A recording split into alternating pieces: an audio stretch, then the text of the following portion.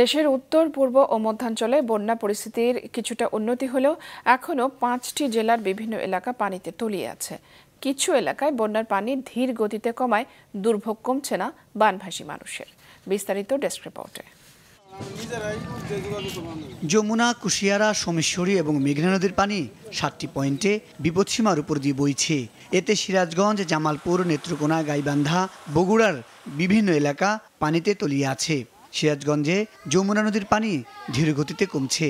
গত 24 ঘন্টায় 7 সেন্টিমিটার কমে শহররক্ষা বাঁধের হার্ট পয়েন্ট এলাকায় 13 সেন্টিমিটার উপর দিয়ে যাচ্ছে। তবে অভ্যন্তরীণ নদ নদীর পানিও কমছে।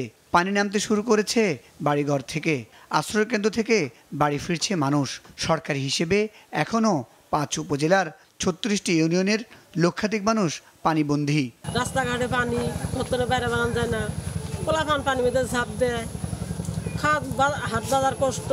আমরা একবার অসহায় হয়ে গেছি হ্যাঁ, আগে কেউ উদ্দেশ্য খবর করে না এবং পানির মধ্যে কেউ নৌকাটি দেখ করে দেয় না এবং কোনো লোকজন আসে না। কুড়িগ্রামে নদ নদীর পানি কমলেও কমছে না বানভাসীদের দুর্ভোগ। ব্রহ্মপুত্র নদ ও দুধকুমারের পানি কমলেও এখনও বিপদসীমার কাছাকাছি রয়েছে। বসতঘরে পানি থাকায় বাড়ি ফিরতে পারছেন না অনেকে। রয়েছে খাদ্য ও জ্বালানি সংকট। দেখা দিয়েছে ডায়রিয়া, আমাশয় সহ নানা পানিবাহিত রোগ। গাইবান্ধায় নদ নদীর পানি কমতে শুরু করলেও এখনও অনেক বাড়িঘর ও শিক্ষা প্রতিষ্ঠান থেকে পানি নামেনি। অনেক এলাকায় যোগাযোগ বিচ্ছিন্ন। পাঠদান বন্ধ।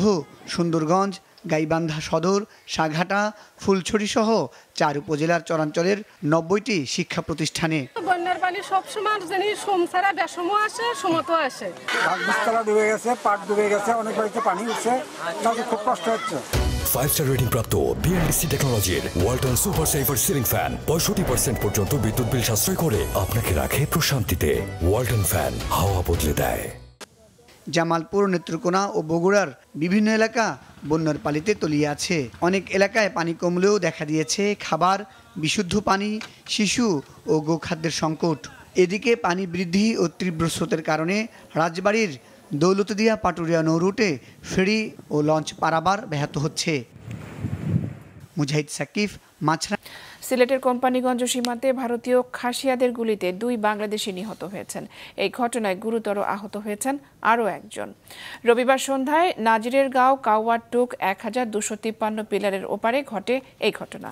বিজিবির কালাইরাগ বিওপির ক্যাম্প কমান্ডার এবং মিডিয়া উইং জানান, মরদেহ এখনও হস্তান্তর করেনি ভারতীয় সীমান্তরক্ষীরা। এদিকে সীমান্তে হত্যা, নারী ও শিশু পাচার এবং মাদক চোরাচালান বন্ধ সহ বিভিন্ন বিষয় নিয়ে সেক্টর কমান্ডার পর্যায়ে আলোচনা করতে দিনাজপুরের হিলি সীমান্ত দিয়ে ভারতে গেছেন বর্ডার গার্ড বাংলাদেশ বিজিবির একটি প্রতিনিধি দল। পটুয়াখালীতে উল্টো রথ টানার মধ্য দিয়ে শেষ হয় 9 দিনের রথযাত্রা উৎসব।